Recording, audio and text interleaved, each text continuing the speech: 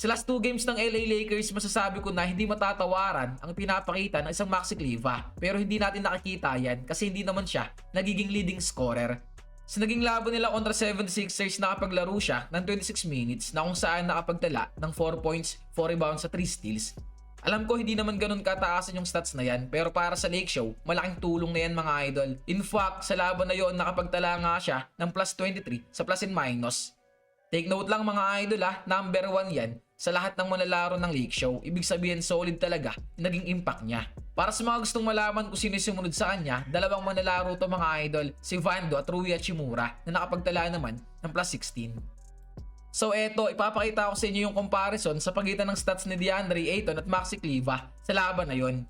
Tinapos ni DeAndre Ayton ang game na to na nakapaglaro lang ng 20 minutes kasi hindi na siya pinasok sa 4th quarter. Sa loob ng 20 minutes na playing time, score si DA ng 10 points. Samahan pa ng 6 rebounds at 2 blocks. Kung titignan natin maigi mga idol no, mas mataas naman yung score dito ni DA kumpara kay Maxi Kleber. Pero tignan yung maigi.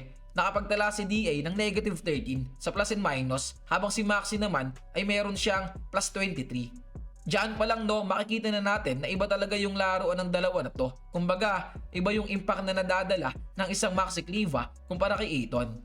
Well, pares naman silang nakakatulong sa Lake Show. Kaso nga lang, makikita rin natin dyan na depende na lang din no sa paggamit ng isang manlalaro. Kaya ako dus kay Coach JJ Redick dahil sa adjustment niya sa laban na to. Di ako hater ni Ayton mga idol Sa katunayan, isa nga ako sa mga natuwa nung nakakuha to ng Los Angeles Lakers. Pero sana lang, maging aggressive siya. Nakatulad na nga lang nung mga nakaraang laro niya dito sa Lake Show na kung saan malaki talaga ang naitutulong. Dako naman tayo sa naging laban nila kahapon kontra sa Golden State Warriors. Natapos ni Maxi Kleber ang laban na to na nakapagtala ng 5 points with 7 rebounds, 1 assist at 1 block sa loob ng 28 minutes na playing time. Sa naging laban na to mga idol, si Maxi Kleber ulit ang may pinakamataas na plus and minus sa kanilang kupunan na may plus 12. Sumunod si Vando na may plus 11. Uulitin ko mga idol, ito kasing si Maxi Kleber hindi masyadong mapapansin sa stats yung nagagawa niya sa loob ng court kung hindi mo talaga susubaybayan. Pero para mas maganda, magpapakita ako sa inyo ng halimbawa.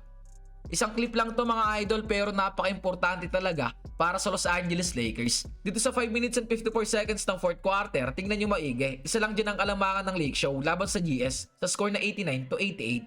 So eto, AR with the ball. Lalapit dito si Vando kay AR na para bang magsiset siya ng screen pero hindi mga idol, isang fake screen lang yan at didiretso na kagad si AR na atakihin yung loob ng paint. Tingnan nyo maigi mga idol, nabasag ng tuluyan dyan yung depensa ng Warriors at tatlo na nga dito yung nag-commit para depensahan si Austin. Kasabay niyan, meron din naganap na action dito sa weak side sa pagitan ni Maxi Kleber at Luke Kennard. So ayun mga idol, makikita natin dyan no na nagset ng pin down itong si Maxi para dito sa kabantayan ni Luke Kennard. Kaya naman nung binigay dito ni AR-15 yung bola kay Luke, tingnan nyo maigi mga idol, nakatira talaga siya ng wide open. Well, hindi sana mangyayari yan kung hindi dahil sa solid na screen na ginawa na to ni Maxi Kleber. Kaya ako din sa kanya. Kung kayo ang tatanungin mga idol, ano sa tingin nyo? Kinakailangan pa ba ng Los Angeles Lakers kumuha ng another big man or bigyan na lang nila ng mahabang playing time itong si Maxi Kleber? Magkomento lang din sa may comment section at babasahin natin yan. Maraming salamat sa solid na suporta nyo mga idol. It's your boy King Jan. I'm out.